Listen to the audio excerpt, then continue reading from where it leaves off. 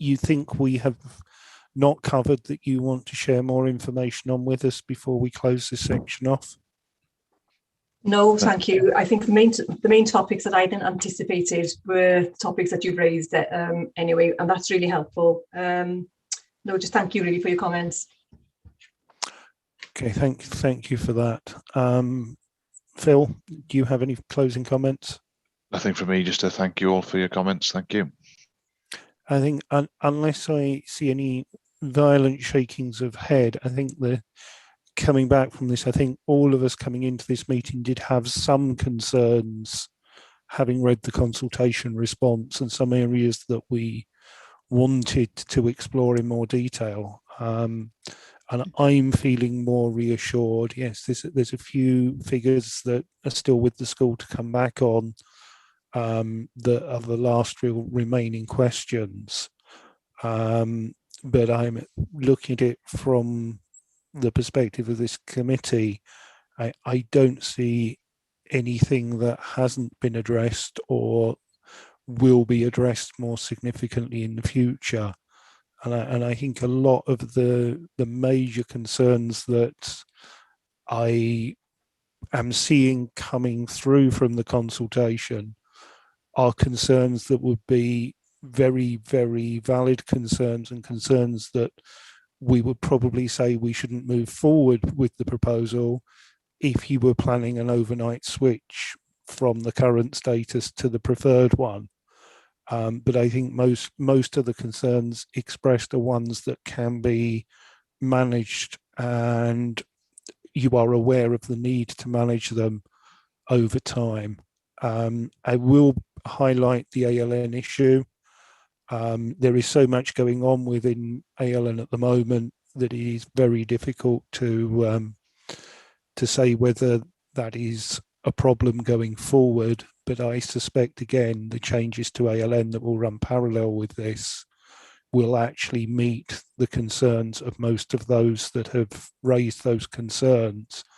And I think most of those concerns actually apply across the board. I don't think they are specific to this school. I think they are concerns that could be expressed by parents from pupils in any type of school across the authority at the moment. So thank you for that. And I think we will be moving forward with a positive report with some areas that we will be highlighting to Cabinet for further work and further specific planning as the process moves forward. So thank you for that. I know we have Emma in. Phil, do you want to introduce the relevant officers for this second part of the meeting? I'm seeing Sarah P is with us as well. And Sarah Astley, if you are not part of this session, I will say thank you. And if you wish to leave us and move on with whatever other business you've got today, please don't feel obliged to stay with us until we finish. Thank you, Chair. Yeah, we've got Hugh Foster Evans again, has done a lot of the work here, along with Nia Sarah Page, and again, Marianne Evans and Emma Palmer. So thank you. Thank you. Who is introducing? We'll go to Hugh first, if that's okay. Thank you. Okay. Thank you, Councillor Phil. Thank you, Chair. Really pleased to be here again to speak to you about the post-16 changes. We've got Sarah Page with us as well. Although that I'm the face of this at the moment in terms of the post-16 reform. I am chairing the post-16 work stream. Sarah is the work stream manager. I've got to give a huge vote of thanks to her and to the officer colleagues and to the head teacher colleagues who have sat on this work stream along with me now for about 10 or 11 months in order to get this this proposal to the state that we are presenting it to you today. I have got a short presentation, if that's all right, Chair, just to give a synopsis of the papers, if that's helpful. Please do. We've got about an hour and a half allocated, I think, to this section, with the expectation that you would want to share a small presentation with us and, for that matter, the wider public. That's fine, and more than happy to do that. If Sarah can get the IT up and running for me, I'd be really grateful. Oh, wonderful. Okay, so as you're aware, post-16 transformation has been the subject of considerable debate in Powys over many years, and we have identified as an authority, going back a long time, the necessary reasons for the change and the case for change to move forward. That case has been illustrated many times enough. It has been clear in the paper that went to Cabinet in the autumn of 2019, in terms of the changes that were needed, in terms of the situation at that time. Since then, of course, we've had an Estin report into the local authority in the following summer, which also emphasised the need to reform post-16. And then 12 months ago, of course, the transformation strategy was launched, which again underlined post-16 reform as being a crucial element of that transformation that was needed to move things on in Powys. It'd be fair to say that at the moment change is happening piecemeal, bits and bobs here and there, and that therefore we were very keen as a work stream to move to a position where we could have a more strategic view of this change and to plan that and to structure that and to govern that in a way which would enable us to have a coherent and positive looking post-16 strategy for the sake of all our post-16 post-compulsory school age learners within the local authority. So if you can move on to the second slide, Sarah, please. So the purpose of this recommendation was to respond to this particular challenge that the post-16 workstream was given at its inception, which was by May 2021, which seemed a long time forward at the time, but it's come around very quickly, to bring forward a recommendation which is developed with head teachers and other key stakeholders. I can't emphasize that enough. We have 2 key head teachers on the workstream working with us, and have been working alongside mainstream and special school head teachers all the way through in order to develop the proposal that sits in front of you today.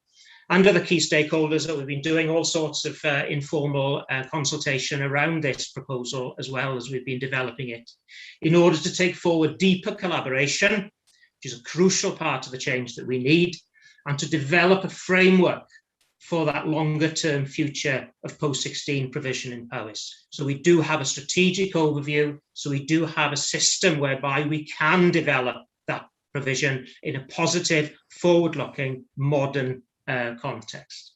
Thank you, Sarah. So in order to pull the strategy together, as I mentioned earlier on, we looked at a lot of the data. I mean, this has been shared with this committee historically before about the numbers in post-16, etc. It's in the appendices that you've seen. And the change and the need for change and the case for change, as I said, has been made many times and often. As a work stream, we accepted that and accepted the fact that our starting point was to move ahead with trying to develop a solution for post-16 in Powys, rather than just dwell on incessantly the case for change or otherwise.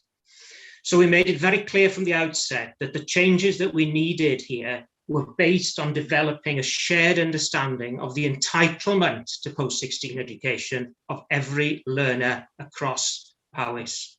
We worked with our head teachers to develop a statement of learner entitlement, which we could then base all our decision-making processes on. That statement is in your packs, of course, and I'm happy to take any questions on that, but that was developed with our schools, and it makes very clear what Powys would expect that learners are entitled to in terms of the provision moving forward. And that includes all the range of academic, vocational, apprenticeship, Welsh medium, ALN learning, proper wellbeing support, etc. All of those issues which we all know are so important to learners when they get to 16. So we used that learner entitlement to create a set of evaluation criteria. We developed a long list of options, which we could then judge against those criteria, evaluate them, and then identify a preferred way forward. Worked through then a process of informal stakeholder engagement, as I mentioned with you earlier on, all the while making sure that we were keeping our head teachers not only informed, but that they were informing us as well to make sure that the situation was developed and co-constructed side by side. And from that, we managed to put together this proposal, which is, as you see, as you know, in front of you today and due to go to Cabinet soon. So if you can move on, Sarah, please. In terms of the summary of the papers that we have there, you'll see that one of the fundamental pieces here is that we're proposing that a strategic management board for Powys be formed with both council and school representation. And that is fundamental to us because we need to be sure that we can address this whole issue going forward, plus the new challenges that will be thrown into post-16 in the future. We do it strategically as opposed to bits and bobs, piecemeal, each school addressing things in their own particular way.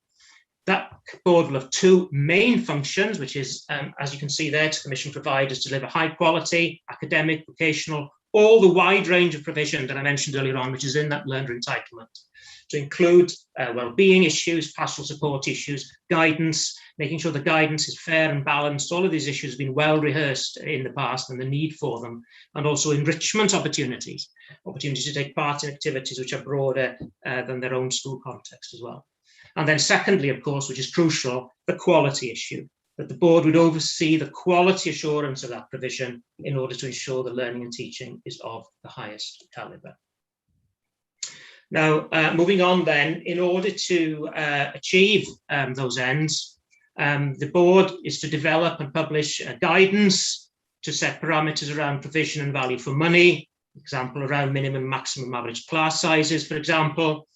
It's very clear within the proposals that the decision-making for the board will then grant the funding based on courses which are commissioned, and schools will not be funded otherwise. We need to reduce the duplication of provision if we are to move forward with this, and also to increase the attractiveness of the offer so we keep more learners behind in Powys, if you like, or keep them staying in Powys as opposed to staying in Powys rather than moving over the borders for education elsewhere.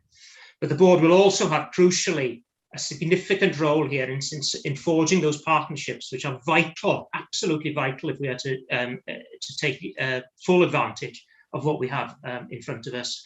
Those partnerships with universities, with colleges. The health board is just is launching an academy now. We need to have a close link with that. The Coleg Cymraeg Cenedlaethol has a fundamental role in developing post-16 education through the medium of Welsh. The Mudiad Meithrin, one of the quick wins we've had, is we've got a brand new course in partnership with the Mudiad Meithrin through the medium of Welsh in terms of child development, play and care, running from this September onwards, and we can hope to encourage more learners to stay behind, to work in the Cylchoedd Meithrin and in the playgroups, etc. Working with businesses to ensure that learners get the opportunities there as well in terms of apprenticeship opportunities, in terms of work experience and so on. And crucially, it'll be the link with the regional skills partnership to make sure that our curriculum post-16 is responding to the best quality intelligence that's out there, which that particular board will have. Now, the strategic board in Powys, moving on then, will retain strategic oversight of all the courses on offer across Powys, identify courses that are needed to broaden the provision, and moving forward, the board may well be making recommendations in future to the council where there may be capital spending required in order to provide specialist facilities, in addition to what may be available now through partners. But obviously, that is for the future. And then as well as the strategic management board, on the next slide, you'll see that the proposal is to introduce two operational management boards in the north and south of the local authority. And that those two boards will be made up of officer and school representations. The membership of those boards are in your packs, of course, to submit curriculum proposals for consideration and approval by the strategic board, comply with the guidance, of course, and then they will receive the funding to enable them to deliver that course. And the opportunities here for schools both to collaborate, to increase the offer by reducing duplication, to increase the offer as well by attracting more learners to stay in Powys for their post-16 provision. Significant challenges, of course, around all of this, but we need to kick it off as soon as we possibly can. So the proposal also then makes clear that there will be then provision at each of our current centres. Every learner will have a home school. We will be working, if this proposal is successful and goes through Cabinet successfully next week, that the facilities at all centres in terms of the home facilities, we'll work with the Buildings and Capital team to bring proposals forward to bring those up to a minimum level in terms of computer facilities for learners, common room facilities, etc., which these young people need to feel respected and to feel that they are an important part of the school community. And those facilities currently are quite varied across our schools.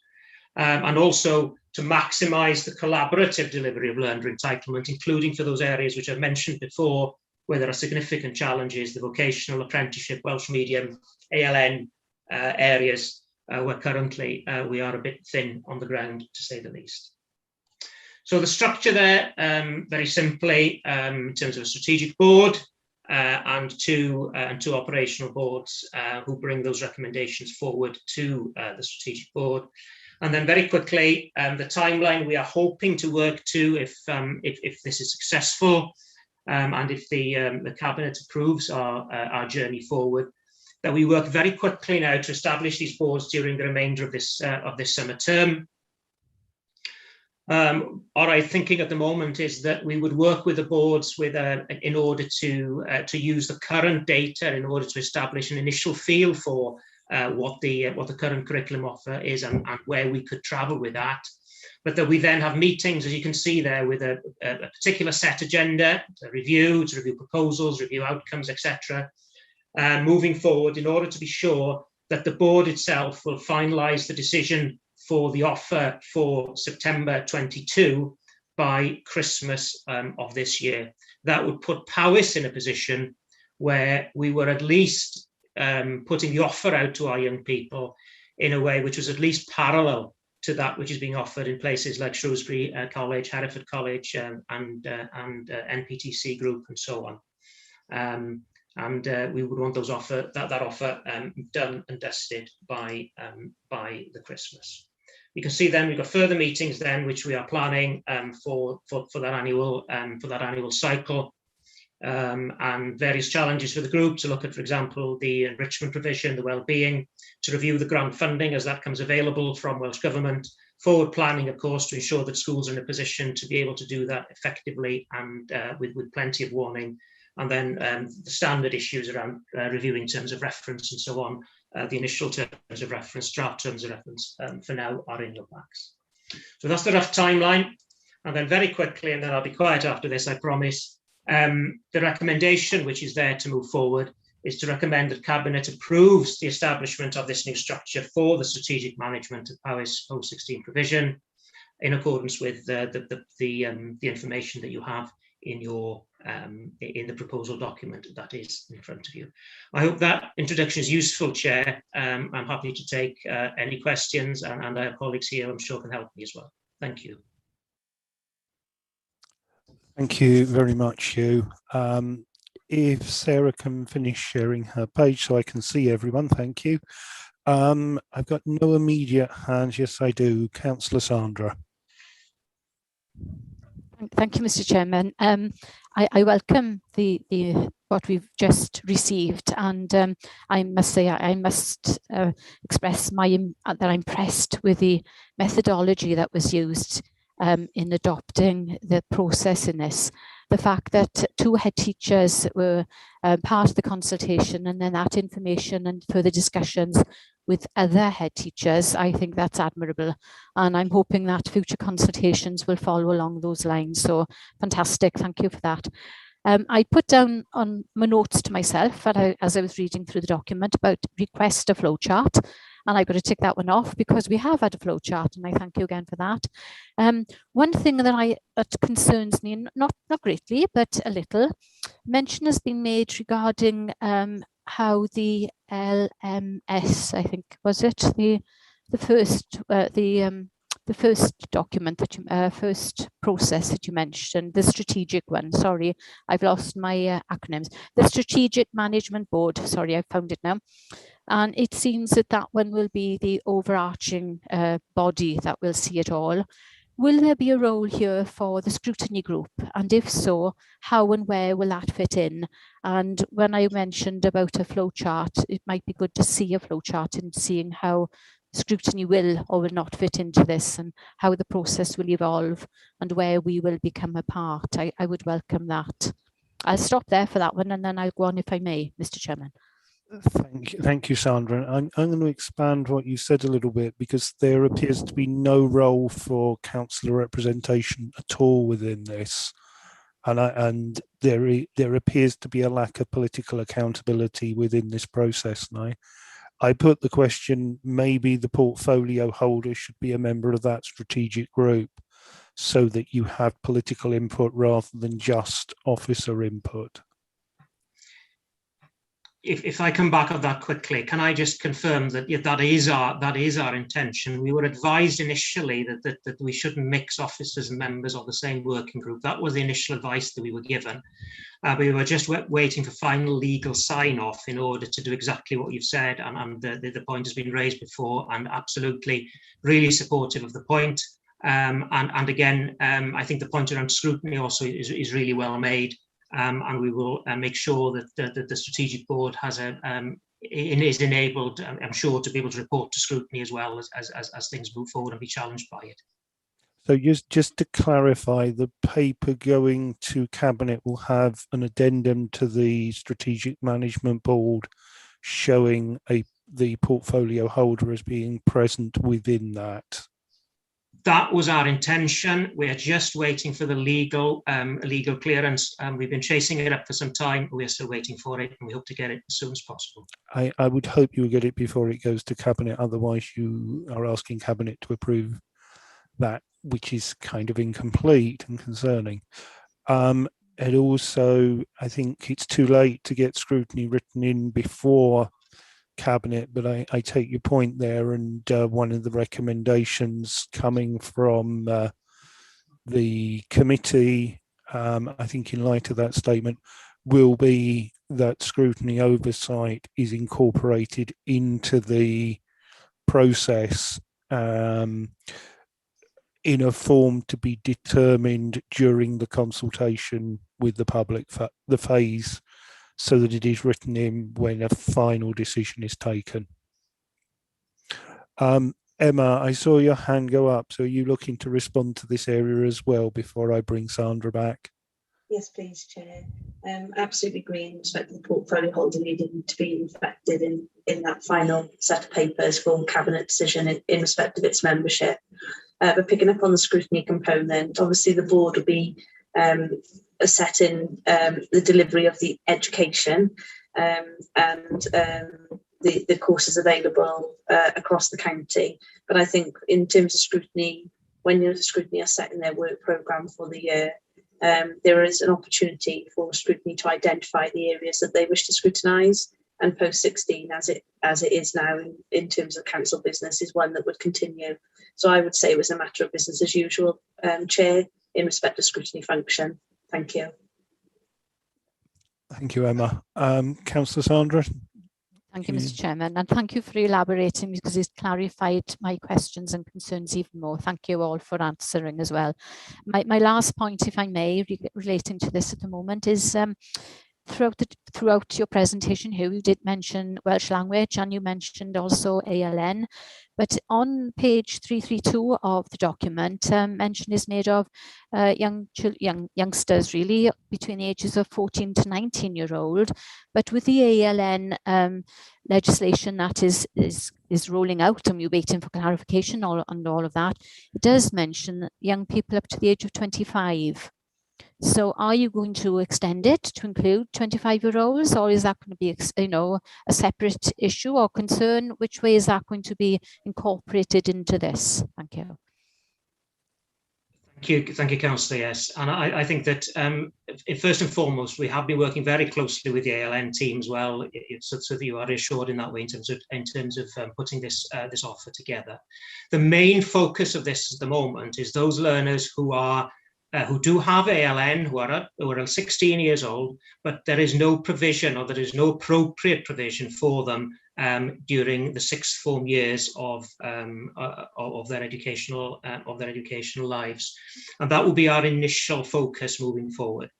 Now, how this then would impact in terms of when they get to 19, 20 and so on, and the role of the local authority in that, we would be steered by the ALN specialists. But for this proposal, we are looking at those youngsters who are 16 to 19 years old and who are in the sixth forms in our schools. That's the focus of this particular recommendation. So it's purely education and not the extended up to the 25-year-old. Thank you very much. Thank you. Yes. Thank you, Mr. Chairman. Diolch yn fawr. Thank you both.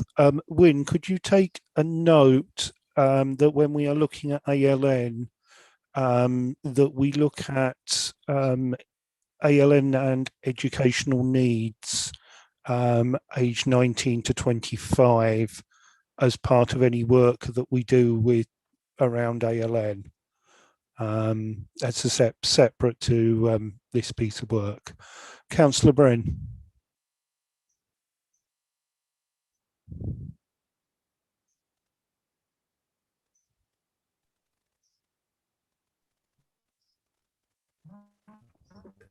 Diolch yn iawn. Yn weles i'r ddogfen yn dod trwad yn sôn am addysg cynigion ar gyfer addysg ôl 16. O'n i yn petrus o braidd a sut o beth yn mynd i dod gen yn bron ni, ond ie, dwi wedi siomi ochr orau. Mae cynigion wedi cael i feddwl trwad yn fanwl a dwi'n gweld potensial aruthrol i'r ddull yma o ddysgu. A mae'n amlwg bod y flwyddyn diwetha di gwneud o'n yn ymarferol amlwg i bawb, dyma'r ffordd i fynd bod ni gyd wedi bod yn gwthio ers spel. Mae'n cael lot o gwestiynau, a jyst cychwyn efo un neu ddau. Dwi'n gwybod, lle mae'n ymddangos i fi fel gallai fod yn wych i ddisgyblion ac yn y blaen. Dwi'n petrus o braidd ynglyn â sut fydd o i datblygiad athrawon, er enghraifft, meddwl nôl am amser fi mewn ysgolion. Mae'r cyfle i ddysgu chweched dosbarth yn werthfawr iawn i athro pwnc sydd yn brwdfrydig am ei bwnc. Mae'n mynd i dod i lawer iawn llai o athrawon yn y dyfodol. Beth sydd yn mynd i rhwystro un athro yn musig am mor o sicrhau bod yna trosiant yn y staff bod mae eisiau gydbwysedd i gael, gormod o dros yn ddim yn peth da chwaith. Ond lle mae datblygu staff yn mynd i ddigwydd fan hyn, ac ar yr un pryd, fydd yna rhywbeth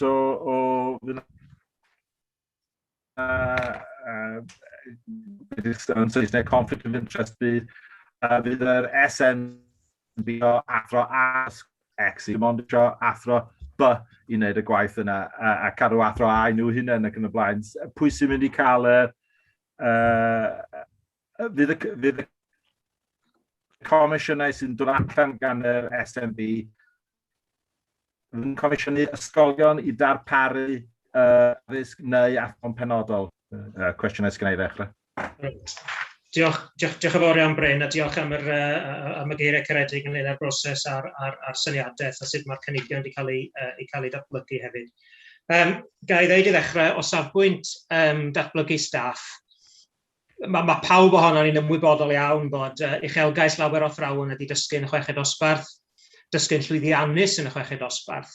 A dwi'n meddwl bod yn bwysig bod ni yn tanlinellu'n fan hyn. Mae diben y cynigion yma ydy i gynyddu y dysgu ôl 16 sydd yn digwydd Powys. Da ni ddim yn sôn am gael lawr chweched dosbarth, da ni ddim yn sôn am leihau yr cynnig sydd allan yna. Da ni'n sôn am ei wneud yn fwy effeithiol, mae hwnna'n ddyletswydd arno ni wrth gwrs i fod o. Ond dwi'n meddwl hefyd y byddai unrhyw athro yn dweud bod dysgu dosbarth o 1 neu 2 ar gyfer unrhyw bwnc, dydy o ddim yn gweithio, da chi'n gallu creu'r berthynas briodol, da chi'n gallu symud ymlaen efo'r gwaith mewn ffordd, dyn nhw'n gallu dysgu trwy gilydd ac efo'i gilydd. Felly dwi'n meddwl bod datblygu staff i ddefnyddio y dulliau newydd, y pedagogiaeth newydd, mae hwnna'n mynd i fod yn rhan mawr o waith, nid yn unig y bwrdd, ond yr ysgolion eu hunain hefyd. Maen nhw wedi dysgu gymaint yn ystod y flwyddyn diwethaf yma. Mae yna athrawon wedi disgleirio yn y maes newydd yma, oedd falle ddim mor llwyddiannus o'r blaen, a mae'n eraill i ffeindio'r sefyllfa yn fwy heriol. Ond dwi'n credu bod y cyfuniad yma, y blend yma, os liciwch chi, o ddysgu lle mae modd dysgu mewn dulliau a mewn steil gwahanol, yn mynd i fod yn gyffroes iawn i athrawon ym mhob maes. A dwi'n meddwl bod cyfleoedd hefyd i gynnig cyrsiau atgyfnerthu, cyrsiau meistr. Y cyfan yma i gyd yn llawer mwy cyffroes na just dysgu un dosbarth, bychan bach, diwrnod ar ôl diwrnod yn yr un ysgol. So mae yna gyfleoedd sylweddol i ddatblygiad proffesiynol o fan hyn, a fyswn i'n rhagweld y byddai'r rheina yn digwydd yn gyflym iawn.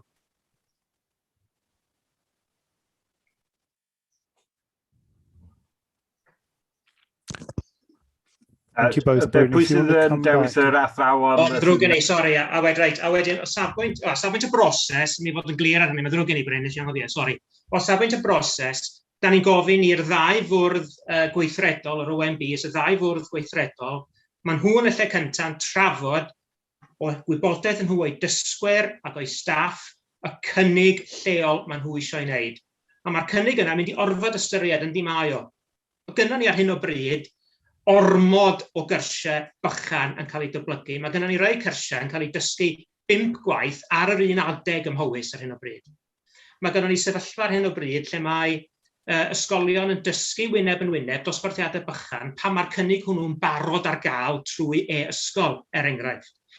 Mae gynnon ni ddiffyg cymryd mantais y tu hwnt i Fachynlleth o cyfleoedd mae e-ysgol yn ei gynnig i hangu darpariaeth drwy gyfrwng y Gymraeg.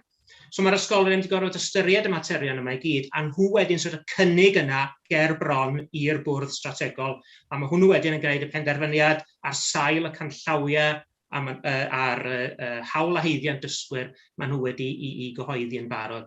A da ni'n barod wrthi'n trafod ac yn trefnu'r rhaglen o hyfforddiant ac o ddatblygiad ar gyfer y byrddau yma, fel bod nhw'n gallu dod i arfer efo'r rôl newydd yma cyn maen nhw'n cyrraedd y penderfyniad caled bydd rhaid wneud yn ddiweddarach i lawr y lein.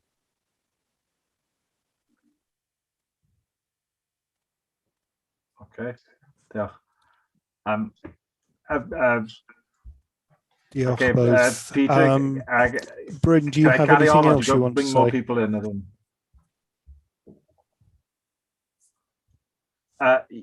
Yes, I got quite a few questions. I don't want to hog. Maybe, shall I carry on until somebody else puts a hand up? I'm not seeing any other hands. I've got a few questions of my own, but right. Carry on. Okay. All right. Okay, o'n i'n gweld ar... sorry. Tudalen 7 yn atodiad 1, yn sôn yn yn Saesneg mae, the SMB will ensure that all... o'n i'n deall bod na elfen ar gyfer cyfrwng Cymraeg yn y post-16 grant. Ydy o'n llai na 50% ac os ydy o pam? I ateb hwnna, mae yna yr hyn sy'n cael ei alw yn uplift sgyn Llywodraeth Cymru ar y grant ôl 16 sydd yn ddibynnol ar res o bethau gwahanol. Mae'n cynnwys cyfrwng Cymraeg, mae'n cynnwys gwledigrwydd, a mae'n cynnwys difreintiaeth hefyd, a mae yna godiad yn cael ei gynnig gan y grant ar gyfer yr amrywiaeth yma bethau. Mae'r elfen ôl 16 yn draddodiadol wedi cael ei ariannu ar sail be mae'r sir wedi bod yn wneud o'r blaen, felly fel chi credu ym Mhowys, dydy'r elfen ôl 16 o'r grant ddim yn sylweddol, a mae hwnna'n rhywbeth fydden ni angen i dyfu, ond mae rhaid ni dargedu mae'r grant ar hyn o bryd werth rhywbeth, os dwi'n cofio'n iawn, yr elfen honno, rhywbeth o 140 o filoedd, os dwi'n cofio'n iawn, ydy'r uplift cyfrwng Cymraeg, allan o grant cyfan o just dros 4 miliwn, so fel gwelwch chi, dydy o ddim yn sylweddol iawn, ond mae o yn ddigon yn sicr i wneud mwy o ddefnydd ohono fo na dda ni'n wneud ar hyn o bryd o ran datblygu'r cyfleoedd, a mi fyddai'r bwrdd, un o'r role'r bwrdd a sicrhau bod yr arian hwnnw yn cael ei ddefnyddio i annog twf yn y ddarpariaeth gyfrwng Cymraeg, Bryn, cytuno.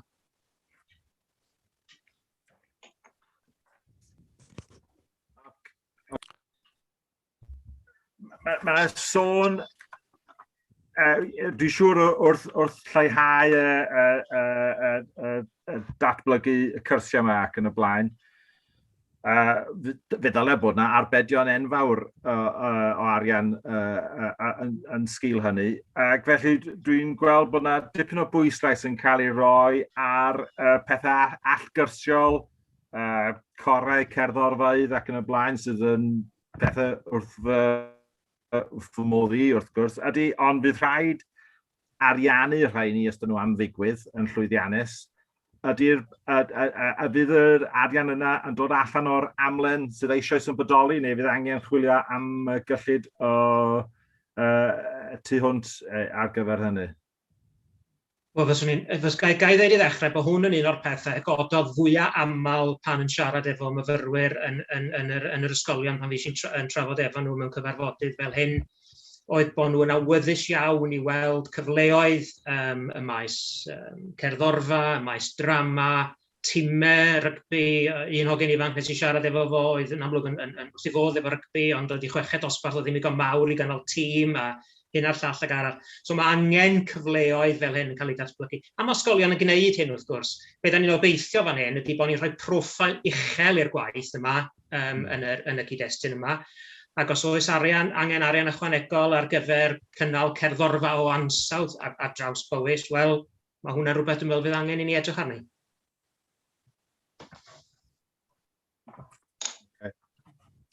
Thank you for that. Bruno, I'm going to give you a chance to have... ardal Bruno, I'm going to give you a chance to catch your breath, and I'm going to change the direction of this a little bit. I actually personally think this is possibly the best solution we could have come up with for council delivered post-16 education. And if we were the only provider, I would say this is possibly the best solution for Powys completely. But there are other providers at play in and around.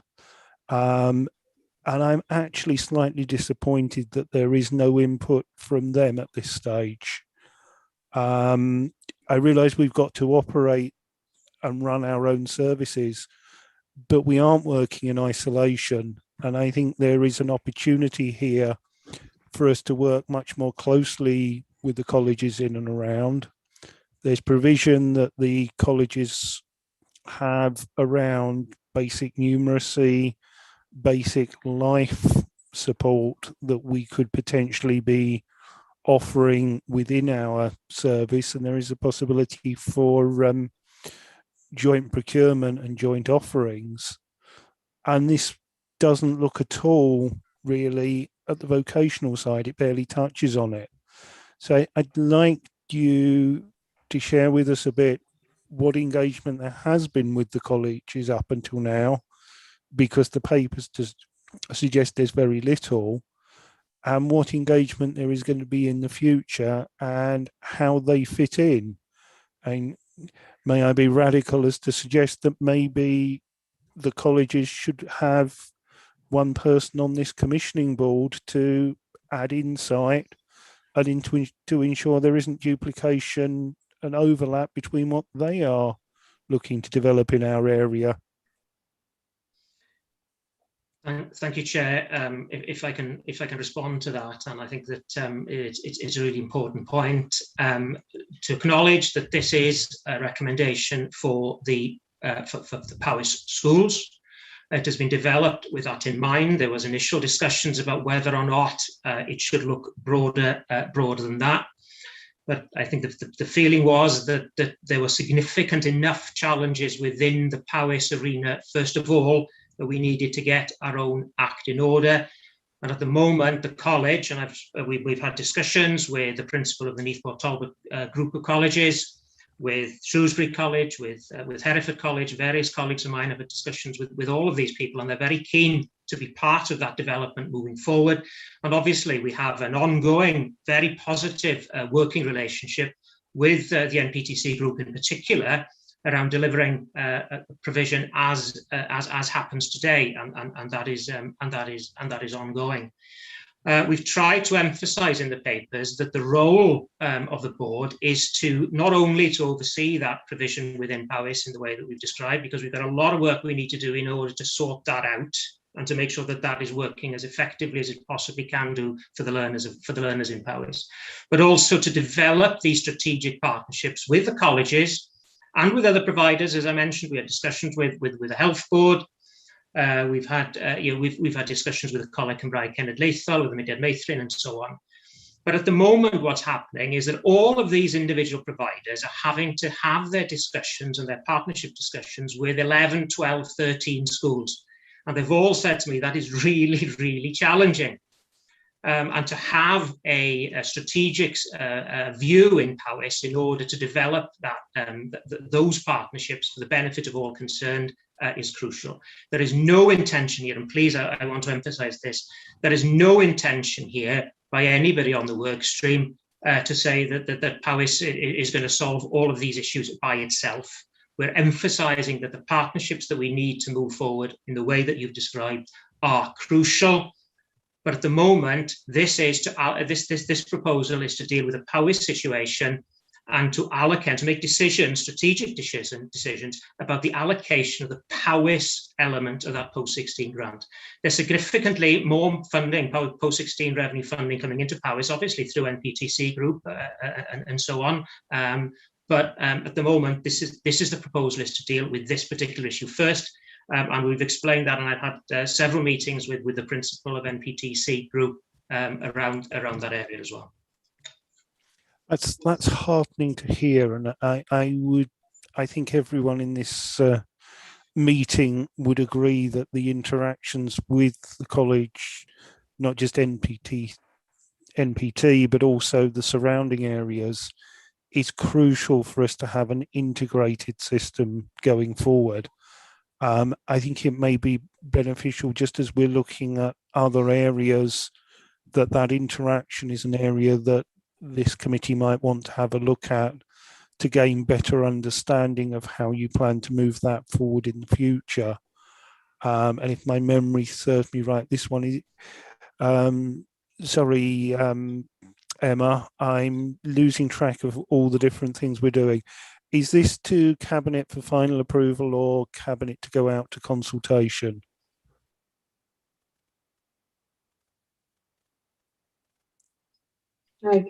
Chair.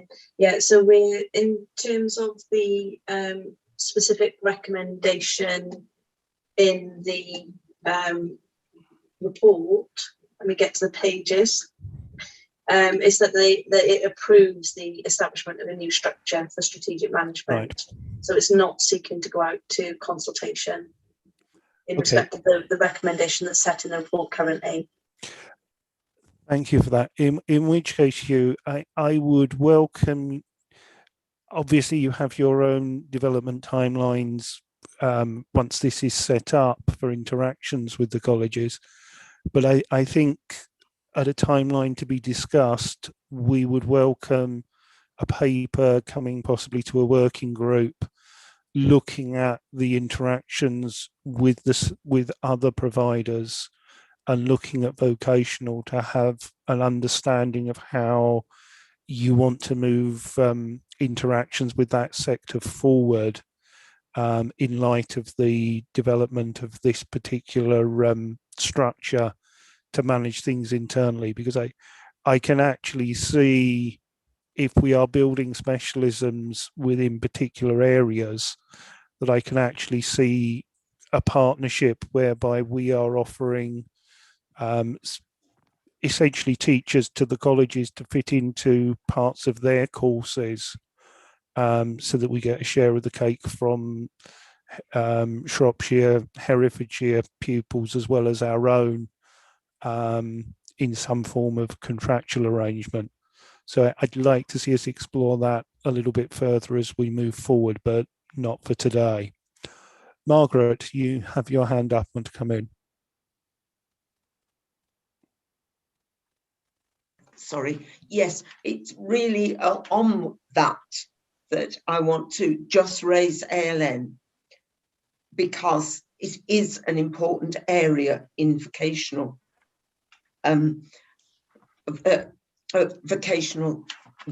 opportunities, and particularly in the north we have Derwent College, for example, that has particular opportunities, and that can't be the only one. So when you're mentioning some of the other colleges that are possibly more specific, that would need to be looked at in relation to that for specific for ALN provision. Yep, I support that completely. And as I mentioned, we're working with the ALN team in the local authority who are currently working up some ideas for us about the sort of offer, including offer at foundation level, levels 1 and 2, vocational courses and apprenticeships, which would suit learners of this kind. And I'm also well aware that there have been challenges in Powys currently and historically as well over learners who've been in through through in mainstream schools in particular ALN provisions, and there being no continuity then into post-16, and we need to look at that in detail as well. So yes, couldn't agree with you more, and it's definitely on the radar. Thank you. Margaret, do you want to come back on that? No, you're fine. I understand. Councillor Bryn. Just a quick one. Ni'n falch clywed Margaret yn codi'r mater o Coleg Derwen yn Gaboen. Mae o'n berthnasol iawn i dysgwyr yn rhannu o'r wlad. A o'n i'n siarad efo aelod o staff o'r coleg yn ddiweddar, ac un o'r rhwystredigaethau hi oedd bod Cymru dim ond yn ffundio disgyblion yna am 2 flynedd, dwi'n meddwl, tra bod Lloegr yn ffundio nhw am 3-4 blynedd. Mae hwn berthnasol i'r pwynt roedd Sandra yn codi'n gynt ynglyn ag edrych ar ôl pobl nes bod nhw'n 5 ar 20 ac yn y blaen. Ac yn enwedig efo rhai o'r dysgwyr hyn, maen nhw angen yr amser ychwanegol. Ydy hwnna'n rhywbeth sy'n dod i mewn i'r drefn cyllido Powys? Dyna'r cwestiwn, really. Dwi ddim yn arbenigwr anghenion dysgu, a felly mae ddeuwch i mi, ond y nealltwriaeth i ydy ma'n ariannu ar wahân yn dod i mewn i Powys trwy gyfundrefn, trwy ôl 16 sy'n dod i mewn i ariannu lleoliadau penodol ar gyfer myfyrwyr mewn colegau, sydd ar wahân i'r 4 miliwn sy'n dod i mewn i'r arian prif lif i fewn i'r cyngor da ni sôn amdano fo'n fan hyn. A dwi'n siŵr bod yn ofalus bod ni'n cymlethu'r ddau beth yna fan yna efo'i gilydd. O ran y pwynt o ran bod Llywodraeth Cymru yn ariannu am 2 flynedd a Lloegr am 4 blynedd, dwi'n meddwl bod hwnnw'n fater falle o ystyried y sgwrs yn gynharach fydda'n addas i drafod pan da chi'n cael ffocws benodol ar anghenion dysgu ac anghenion dysgu ôl 19 yn benodol hefyd, Cynghorydd Bryn. Ie, iawn. Oce, diolch yn fawr. Ydy'n iawn fi ofyn cwestiwn arall rwan, Peter? Go ahead, Brian. Oce, diolch. Mae dyn ni'n sefyllfa bach yn rhyfedd fan hyn. Dwi'n siarad efo'r pwyllgor yn y Gymraeg. Mae Eirlys yn cyfieithu nôl i'r Saesneg i chi. Dwi gorau cyfieithu i'r Gymraeg cyn siarad achos mae'r holl ddogfennau ymlaen i yn Saesneg. So, mae bron iawn falle bod fel Chinese Whispers, bod fynd o Saesneg i Gymraeg i'r Saesneg.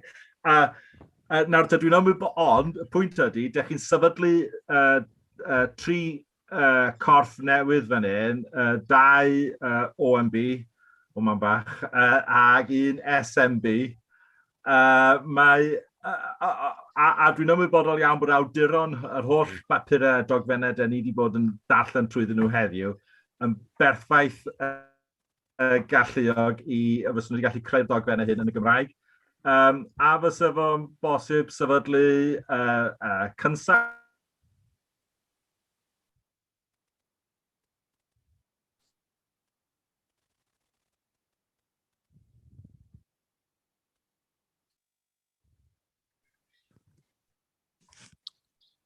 I think Bryn's connectivity problems have crept back in. Hugh, if you want to respond, I think the substantive that he was putting across was that the cabinet papers are in English but not available in Welsh today. Absolutely. I take that point. I believe that if we were in Gwynedd now, we'd be doing it differently. But I would have been more than happy to have translated these papers into Welsh. I'm not sure I'm the best person to be doing that, but I think that's a matter which is not for me. I think you did have the slides you used today were fully bilingual, and I don't know what the procedure is, but if those slides were provided in a PDF, could they be added to the minutes or added as an additional document to the agenda for this meeting on Modern Gov so that people have access to that? Something we can take offline. Yeah, fair enough. It's important that we don't create extra work for bilingual officers. It should be they produce the documents once and use the translation facilities to provide the second language. I think there's something to explore there when Bryn and when and we'll take that forward at another time. Does anyone have any further questions before I come back in with another one? In which case, within the documentation, you talk about home hubs and students expected to attend the home hub. And you say that they need to meet a minimum spec. Now, bearing in mind that this is going to take effect in 15 months' time, how many schools, centres meet that spec already?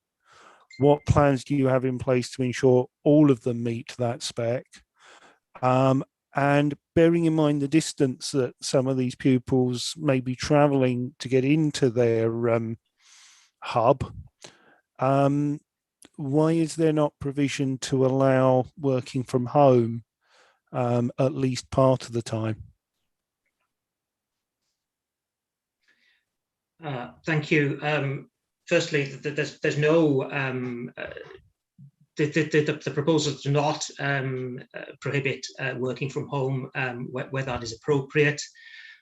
But we are keen as a work stream. There are no capital proposals within this. Let me emphasise that there are no capital proposals within this.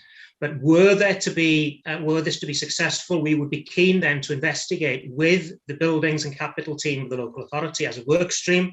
We'd be keen to investigate then what exactly the facilities are currently. And my understanding is from speaking to teachers, to head teachers, and to students as well, that they vary significantly across the local authority. And I spoke to one learner who was doing a course in one school, whose home school was a different one, was absolutely amazed to see the quality of the sixth form provision in the second school. So what we're saying here now is that we're making no capital proposals in this paper at all, but we would be, were this to go through cabinet successfully next week, we would be asking for a review of the sixth form provision within the authority in terms of the home facilities, in terms of common room facilities, in terms of working facilities, quiet facilities, etc. And to look at what the costs would be around that and bringing that up to the standard of the best. Well, on that particular topic, what time frame do you think you would need that to report back by to enable, if the finances were available, to enable those changes to at least be partially completed by the time these first courses kick off in 15 months' time? I can't answer. I'm not an expert in this field. I'm looking at Marianne now. So, were there funding available, Marianne? How do you think it would work? This isn't massive, tens of millions of work, obviously, but it is some work which we hope to do, and it is happening in some of our schools already. It is not funding for post-16 developments isn't specifically included currently in our Band B 21st Century Schools SOC. but we would have to do the work first, see what's needed, then take a view whether it needs to come into the 21st century schools pots or not, or whether there's other ways of funding it. If, like Hugh says, it's not low level, if it's the requirements of funding isn't huge, then potentially we could look at other sources of funding. I'm going to say something here. I don't think we would be in a position to do any significant changes by the time this, by the provision kicks in 2022. Maybe some some painting or tidying up of spaces, but anything more ambitious would take a longer period. So I think it's going to be like a rolling program of over about 5 years. And we also have to be mindful that it needs to be linked in with the overall 21st century schools program, doesn't it? So in terms of, new builds going on and part of that. So I hope that answers the question, Hugh. I don't know how long it would take, but I think the first part of it is now to look at what the provision is out there, what the needs are.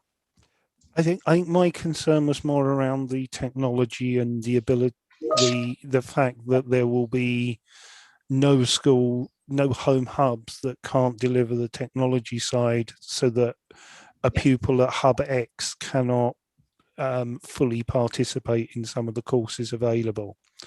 I think when something to take away for our observations on this one is for that report to be undertaken as a matter of urgency and to be reported back with timescales for development. I'm particularly aware of issues around the capital programme that have been shared quite widely, both in council and beyond. And if these are additional costs that are going to be coming in, I think they need to be documented and shared with the wider council as soon as possible. So that would be, unless people object, be one recommendation coming from us out of this meeting.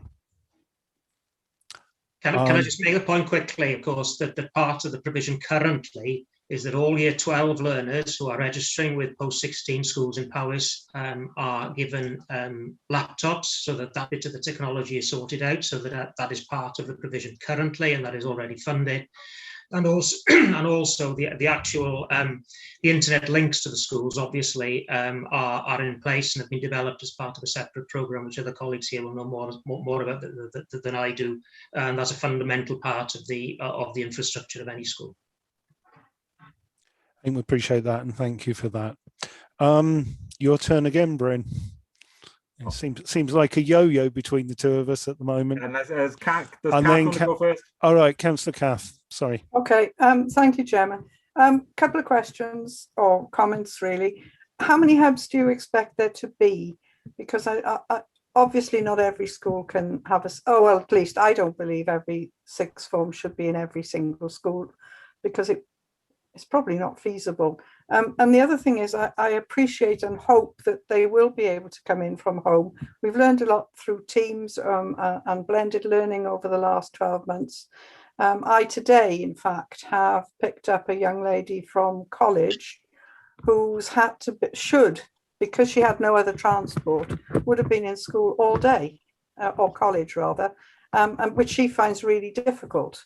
But she had no other means of getting home other than to wait until the school transport was available. I was fortunate that I was able to collect her today. But if she'd been able to do that from home, it would have been a lot simpler for her, because sometimes it's only an hour they need to be there for. And yet they have to spend a whole day in school. As she said, I can do my revision at home far better than I can do at college or school, because there's too many distractions. So I hope that will be a serious thing that we'll be able to deliver. Thank you. Sarah, I think you want to come in on this one. Thank you, Chair. Yeah, the intention behind asking the students to work ideally from their home base is to make sure that we look after their mental health, their mental well-being, essentially. Yeah. So what we don't want to encourage too strongly is students to spend all of their time at home, and not to be socialising with peers, not to be being able to speak with their careers advisors, their teachers, etc., and make sure that they're supported. But certainly a blended approach will be on the table. So in the scenario you described, where maybe the student's only in for an hour in school and it makes more sense for them to work from home, then that's something that they could have the discussion about locally with the school, and just make sure that the balance is there essentially. Okay. Yeah, no, I just think it is important because, you know, especially if the weather is poor and it's hard to get in and out of school, it won't disrupt their lessons in the same way if they can't get in. Okay. And how many do you envisage will be operational? How many centres? At the moment, all the current centres, all the current post-16 centres, all of them will have a home hub. Okay. But obviously that does not mean that they will be delivering all the subjects from those particular areas. So that minimises it. First, it enables youngsters to attend together should they choose to, but it also enables the board to take a strategic view as to where the provision needs to happen. Good, thank you. Thank you, and my apologies, Councillor Cath. Your hand merged into the background. I'll let you off this once. I'll change the background. Thank you. I was going to call Councillor Bryn, but he's taken his video feed off. Does anyone else have any further comments? I am back now when you... Go on, Bryn. So, hey, yeah, sorry about that. It dropped out again. Oh yeah, concern fi glina pynciau ymarferol, gwyddoniaeth, technoleg, cerddoriaeth, stwff fel hynny. Yn amlwg mae'r disgyblion bobl ifanc angen y profiad ymarferol. Oes na ystyriaeth wedi cael ei roi yn hytrach na cael dau athro, neu athro y pwnc yn pob dosbarth, plus yr athro sy'n dysgu o bell. Oes na ystyriaeth wedi cael ei roi i falle uwchraddio technegwyr i gallu bod yn cymorthyddion neu rhywbeth fel hynny hefyd. Mae yna dechnegwyr a thechnegwyr, mae yna rai sydd yn gymwys i symud pethau o gwmpas, a mae yna rai eraill sydd yn gymwys i redeg y labordy cyfan yn iawn. Ond oes na ystyriaeth i'r darpariaeth yna? Diolch, Bryn. Yn cytuno bod na rai technegwyr yn y maes gwyddoniaeth a maes dyluniaeth technoleg sy'n gallu cyfrannu'r mwy na just symud conical flasks o gwmpas y lle a derbyn hynny'n yn llawn, a mae yna lawer iawn ohonyn nhw wedi hyfforddi i lefel uchel iawn. A dyda ni fel ffrwdwaith ddim wedi trafod y pwynt yna yn benodol, ond mi fyswn ni'n disgwyl bod y defnydd mwy effeithiol o bob aelod o staff sydd ar gael mwyn gwneud i'r rhaglen weithio ar gyfer pyncio'r natur yna, fod yn rhan o ystyriaeth bob ysgol, ac byddan ni'n annog hynny'n sicr, a mae hwnna'n bwynt da. Diolch amdano fo. Okay. Ac un cwestiwn arall gyda'i tra dwi efo'ch sylw chi. Mae yna sôn am cael dyddiau i pawb o bob ysgol dod at ei gilydd sydd yn awgrym ardderchog. Gai ofyn yn ei cais wrach rwan bod dyddiau cyfrwng Cymraeg a dyddiau cyfrwng Saesneg a'r dyddiau gwahanol. Un reswm achos efallai mae yna rai yn gwneud un pwnc trwy gyfrwng Gymraeg a phwnc arall trwy gyfrwng Saesneg ac eisiau mynd i'r llall, ond hefyd o ran mwyn i blant sydd eisiau profiad cyfrwng Cymraeg, ac mewn ysgolion dwy ffrwd, dyn nhw ddim yn cael profiad allan o'r dosbarth sydd yn gyfrwng Gymraeg, mae'n anochel yr unig lingua franca i'r Saesneg, a dyna di profiad gweddill i diwrnod nhw. So fysa hwn yn rhoi cyfle iddyn nhw ac i rai sy'n brwd dros dysgu Gymraeg i cael ei bach o drochiad am ddiwrnod bob hanner tymor neu beth bynnag ydy. So fysa fo'n bosib jyst rhannu'r dyddiau mwyn gallu cael profiad gyfoethocach. Yr ateb syml i hynny ydy, ac y baswn ni'n disgwyl bod yn digwydd fel rhan o'r cynnig. Dwi'n meddwl bod mae'r ffrwdwaith wedi pwysleisio trwy'r adeg bod cyfle i ymgyfoethogi'r cwricwlwm, na tu hwnt ag uwchlaw y dysgu arferol, yn arbennig efo pobl ifanc sydd â'i golwg ar falle fynd i brifysgol i astudio ar lefel uwch, a falle bod nhw'n dod ar draws neb arall sydd wedi astudio'r pwnc i lefel A efo nhw, ar wahân i'r un arall sy'n digwydd bod yn y dosbarth efo nhw yn yr ysgol honno. So mae'r cyfleoedd yma'n bwysig, mae'r cyfleoedd i wneud o drwy gyfrwng y Gymraeg a drwy gyfrwng y Saesneg hefyd yn bwysig, a fyswn i'n disgwyl y byddai'r math o beth ydych chi'n disgrifio fel yna'n digwydd bren, ie. Diolch yn fawr. Thank you both. Does anyone else have any further observations? There's a couple of you I've not heard from today. I just want to be sure you're all happy with what we have in front of us. Okay, in which case, I don't know, Marianne, is there any final things you want to say before I draw this session to a close? No, just to thank Hugh and Sarah in particular for leading the post-16 work stream so effectively over the last year. I think the amount that you've seen the detailed paperwork, the approach that Hugh and Sarah have taken to the work with the work stream has been absolutely fantastic, and it's really helped bring on the support of the secondary school heads in particular to support this model going forward. I don't think we would have been able to get that support without the efforts Hugh and Sarah and others have made. So just that's my final statement on that one. Thank you, Marianne. Just some closing thoughts from me. This has moved, I think, our sixth form provision on fundamentally compared to where we were 18 months ago.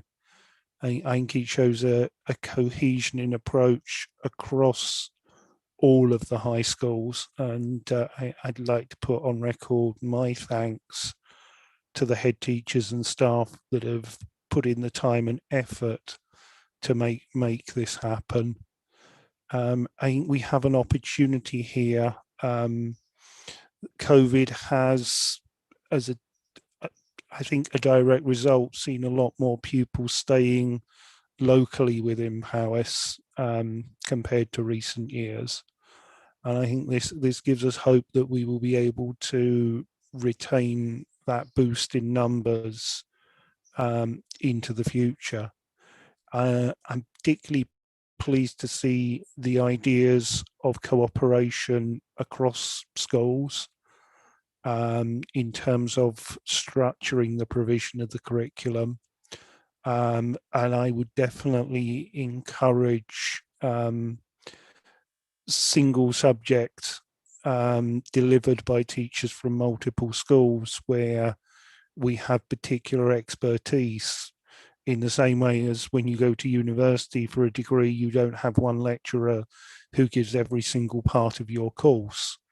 I think the changes with e-learning over the past 18 months makes it possible for us to, in some degrees, lead the way in developing a more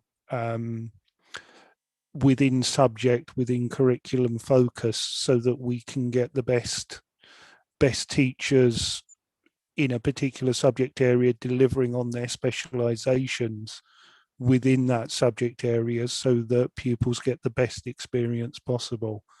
And I look forward to hearing how the development of curriculum offerings along those lines happens over the next period of time.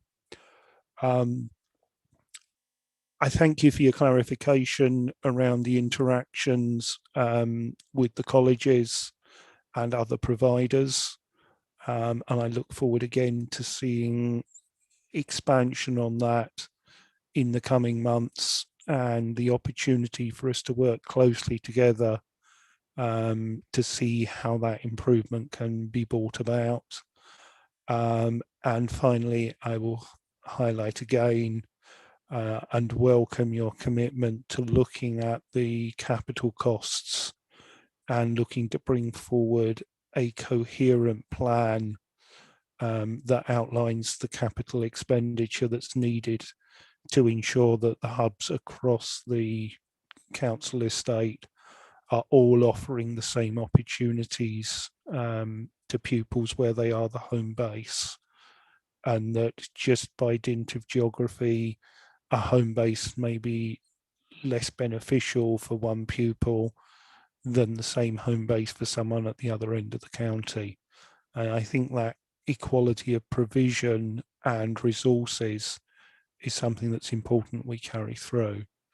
But again, listening to the comments from colleagues, I think this is something that with those caveats that I will be giving a warm and friendly welcome to when I'm talking to Cabinet in a few days' time. So thank you all for that. Thank you all for your contributions. And I will now pass back to Wyn for him to take us through the next item, which is our forward work programme.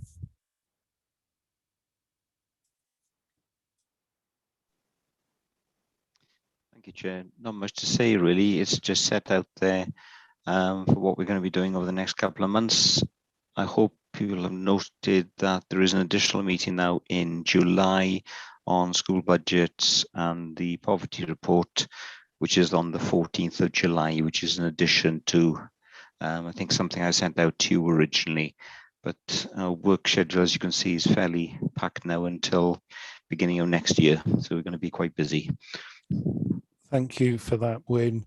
I'd also like to explore with members the possibility of an informal non-public meeting once the new committee is formally in place, so that we can all have a brief discussion around our specialities and the areas that we might like to explore as working groups outside, and also get a chance to talk to some of our colleagues that looking at the documents for tomorrow will be joining us, some of them for the first time in quite a while on this committee, and some returning after a short break.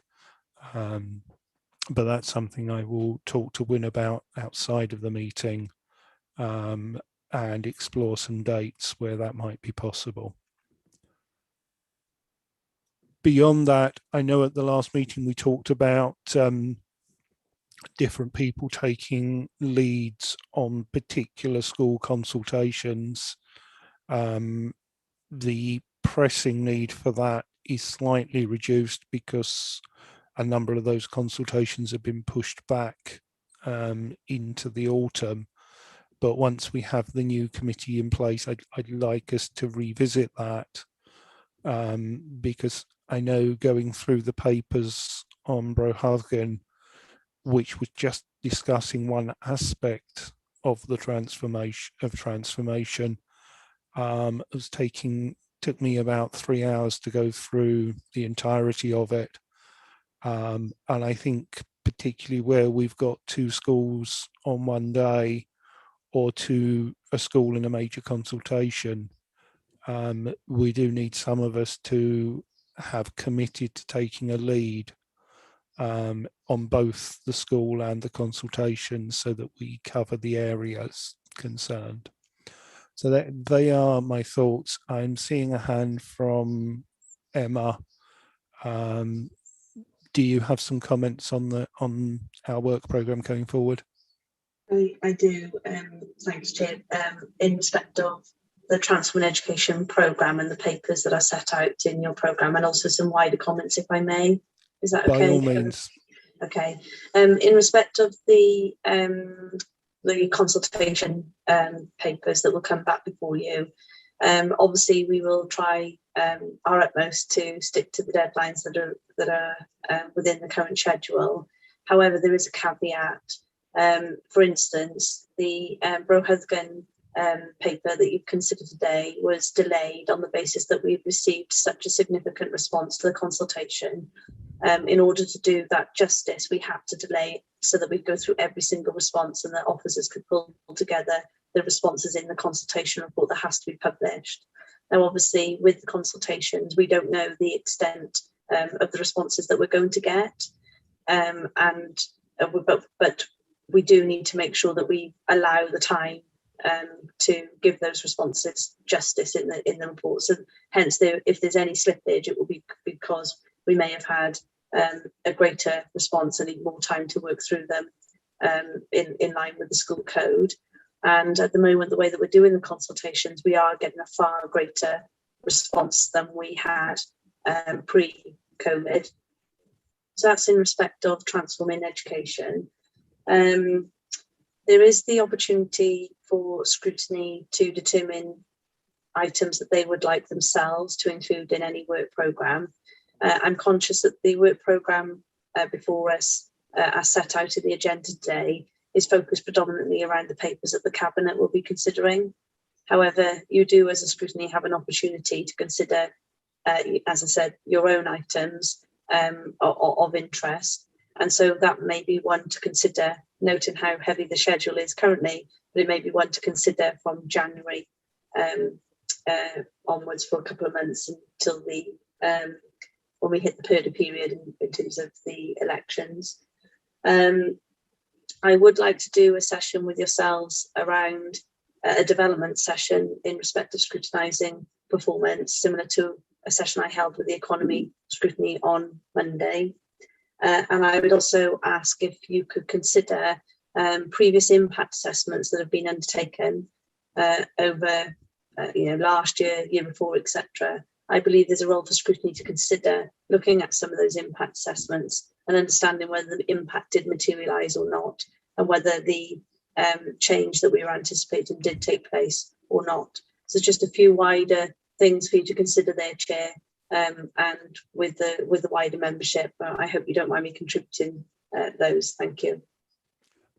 Not at all, Emma. It's very welcome, and with the increase in the number of members of this committee, there is more opportunity for us to look at working groups, to look at specific things, because I think all of us will appreciate that we are in a major transformation programme at the moment, and that is taking a quite hefty toll on the workload for this committee.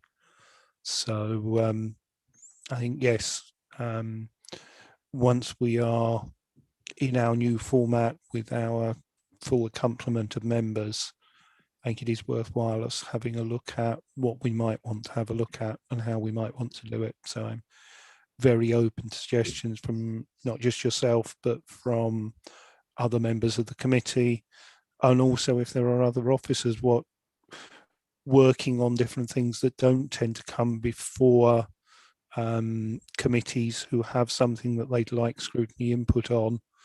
The Mine and Wim's inboxes are always open to suggestions. Do any members have any other comments on that? No. In which case, I thank you all for coming today. I should add that whilst we've been in committee, Angela has been constantly emailing myself and Wynne trying to get on to the meeting, but has been unsuccessful. So I would wish to add her apologies to the list if it has not already been recorded. I thank you all for your time. I look forward to seeing lay members at our next meeting, and councillor colleagues tomorrow at our AGM. So thank